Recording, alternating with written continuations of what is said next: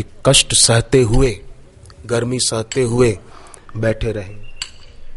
ये भी एक तपस्या है, ये भी एक उपासना का ही प्रकार है। साधारण आदमी इस प्रकार बैठ नहीं सकता, उसको तो और सब याद आएगा। और फिर ऐसे लोग तो महापुरुषों की, संतों की आलोचना में भी लग जाते हैं।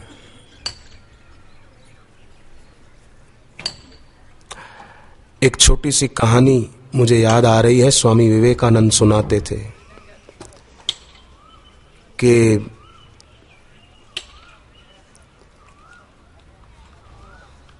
एक हंस था,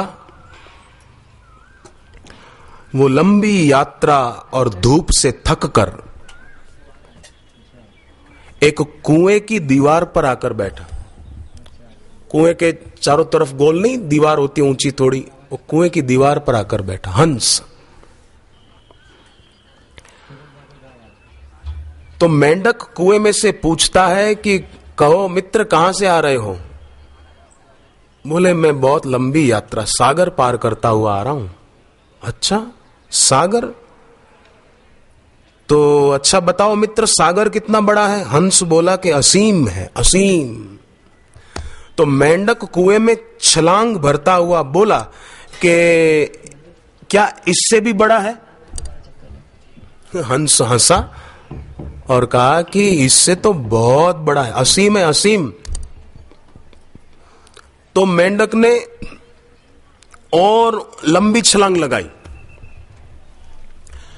बोले इससे बड़ा तो हो ही नहीं सकता। हंस ने कहा हंसते हुए कि भाई मेरे, इससे तो बहुत बड़ा है। तू, तेरी जितनी उम्र है, छलांगे लगाता लगाता थक जाए फिर भी सागर की लंबाई गहराई नहीं माप सकता तू। तो उसने और जोर से एक लंबी छलांग लगाई, इस किनारे से उस किनारे, और बोला कि इससे बड़ा तो सागर हो ही नहीं सकता। अब मेंढक बोले छलांगे भरकर के कुएं से बड़ा सागर नहीं हो सकता। तो हंस ने कहा कि तुम्हारे सारे कुएं जितने भी हैं वो सब सागर की बराबरी नहीं कर सकते। मेंढक बोला मैं नहीं मानता। बोले मत मान, तेरे न मानने से सागर की महिमा कम थोड़ी हो जाएगी। ऐसे ही जो आलोचक होते हैं, निंदा करने वाले होते हैं, वो उस मेंढक की तरह हैं। हंस की तरह उड़ान भरी नहीं ऊंची, कैसे देख पाए कि सागर कितना विशाल है, कितना असीम है। ऊंची यात्रा करें, भक्ति करें तो पता चले कि सदगुरु की महिमा कैसी है, संत की महिमा कैसी है। सत्य के सागर को जानना है तो अल्प बुद्धि रूपी कुएं से बाहर आना होगा। अल्प बुद्धि है, तुच्छ बुद्धि है, क्षुद्र बुद्धि है, उससे बाहर आना होगा। और उससे बाहर आते ही, अल्प बुद्धि रूपी कुएं से बाहर आते ही सत्य जाना नहीं जाता, बल्कि सत्य से ऐक्य हो जाता है, एकत्व हो जाता है कि मैं वही हूं। मैंने सत्य जाना नहीं, मैं खुद सत्य हूं, अनुभव होता है।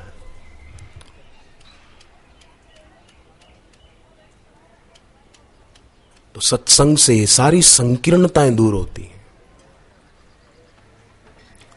बुद्धि की शुद्धता दूर होती है, लक्ष्य ऊंचा हो जाता है। एक चिड़िया उड़ती जा रही थी, सामने उसने बादल देखे, बादलों का गोट देखा। चिड़िया उड़ान भरती भरती सोचती है कि मैं उन बादलों को छू लूं। उड़ान भरती भरती जा रही थी, इतने में हवा चली और बादल थोड़े आगे चले गए। तो उड़ान भरती भरती फिर उधर गई तो बादल फिर दूसरी दिशा में हवा से चले गए, तो वो उधर गई तो फिर तेज हवा चली, बादल बिखर गए, नष्ट हो गए।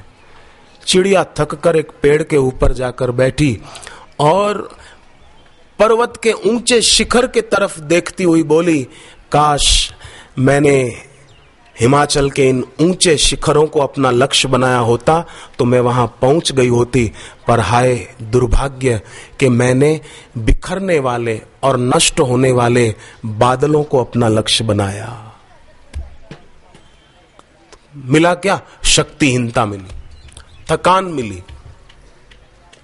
ऐसे ही लोग उस चिड़िया की तरह बिखरने वाली चीजों को पाने का लक्ष्य बनाए बैठे हैं, नष्ट होने वाली चीजों को पाने का लक्ष्य बनाए बैठे कि मेरे को तो डॉक्टर बनना है, मेरे को तो नेता बनना है, मेरे को तो ये करना है, मेरे को तो ये करना है, मेरे को तो बस ये जीत लूं, बस बस हो गया काम अपना। तो एक आदमी ने एक नेता को पूछा कि आपकी पार्टी का आदमी आपकी पार्टी छोड़कर दूसरी पार्टी में चला जाए तो उसको क्या कहोगे?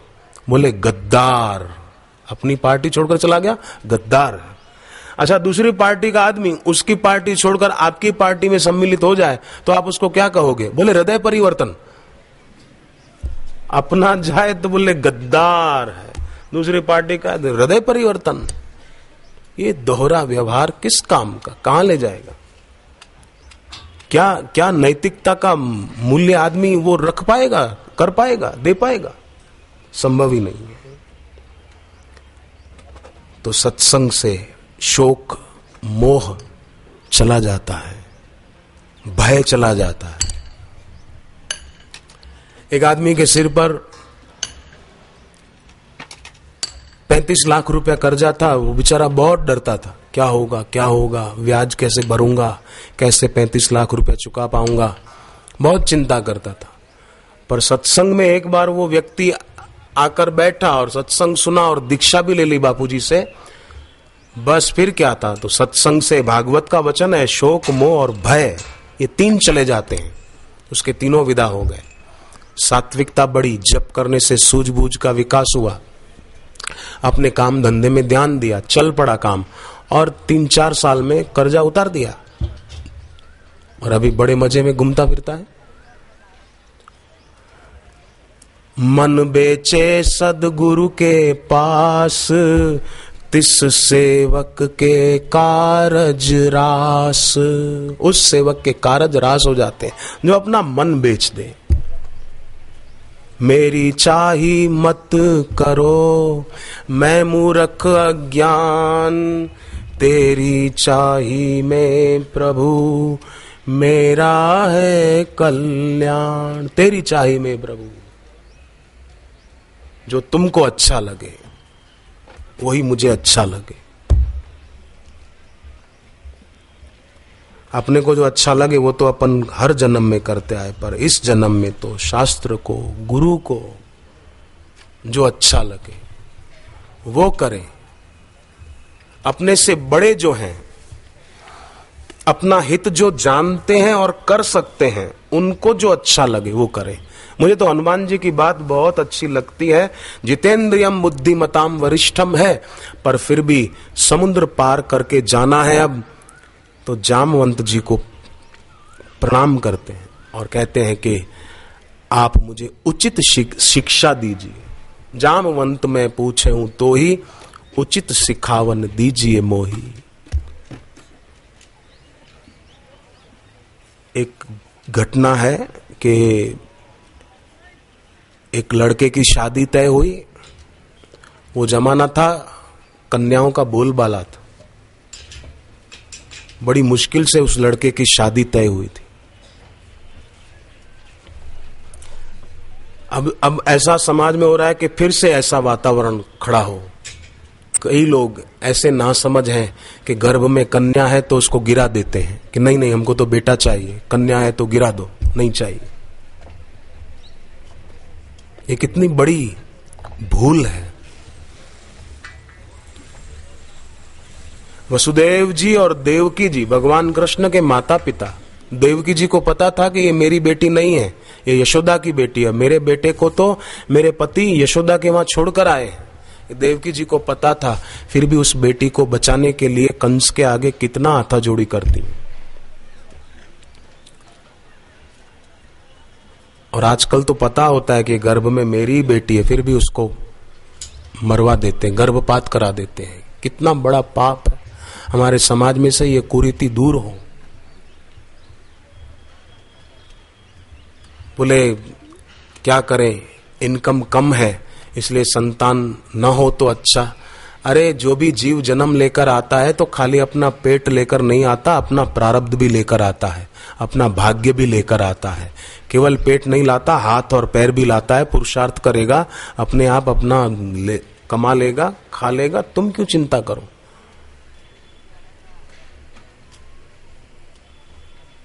लोग कैसे नादान हैं, उत्पादन बढ़ाना चाहते हैं, उत्पादक शक्ति को नष्ट कर रहे हैं। जिसको सामर्थ्य नहीं है किसी को मरने से रोकने का, तो किसी को जन्म लेने से रोकने का भी अधिकार नहीं है। किसी को अगर हम मरने से बचा नहीं सकते तो किसी को जन्म लेने से रोकने का कोई अधिकार नहीं है। इसलिए हमारे समाज में से ये एक कुरीति दूर हो। दूसरी, हमारे समाज में से कुरीति दूर हो दहेज की। गाड़ी देनी पड़ेगी, ये देना पड़ेगा, ये करना पड़ेगा, ये करना पड़ेगा। नहीं नहीं, आजकल कितना दबाव डालते हैं लड़के वाले लड़की वालों पर, और कई बार कन्या वालों को बहुत सहन करना पड़ता है। सहज मिला सो दूध सम, मांग लिया सो पानी, खेचा तानी खून सम, यही संतों की वाणी। कौशल्या माता ने कहां सोचा था कि मेरी बहू कितना दहेज ला रही है। आजकल तो पहले से ही सगाई तय हो तभी से प्लान बनाते हैं कि गाड़ी कौन सी दोगे, होंडा सिटी दोगे कि फलानी दोगे, सेंट्रो दोगे कि ये दोगे, पहले से। और वो कोई छोटी की बात करे तो बोले नहीं नहीं, इससे थोड़ी काम चलेगा, ये नहीं चलेगा, ये तो हमको पसंद नहीं है, ये ऐसा करना पड़ेगा। क्यों ये सब करना। सहज मिला सो दूध सम, मांग लिया सो पानी। गुरुदेव से दीक्षा लिया हुआ एक जवान, उसकी शादी तय हुई तो लड़की वालों ने पूछवाया दहेज में क्या तैयारी करें, तो लड़के ने जो दीक्षा लिया हुआ था बापूजी से, उसने कहा कि केवल यही तैयारी करो कि बापूजी का सत्संग आपके शहर के आसपास हो, तो गुरुदेव से भगवान के नाम की दीक्षा ले लो बस, और जप की कमाई करो, यही तैयारी करो और कोई तैयारी मत करो।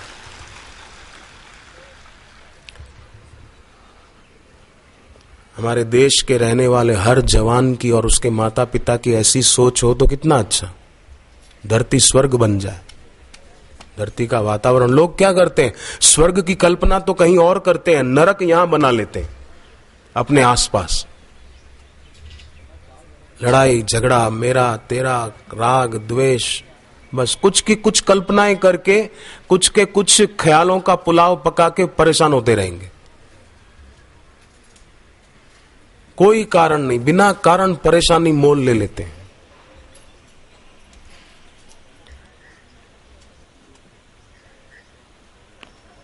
भगवान से प्रार्थना करनी चाहिए कि प्रभु हमें सद्बुद्धि दो, हमारे जीवन में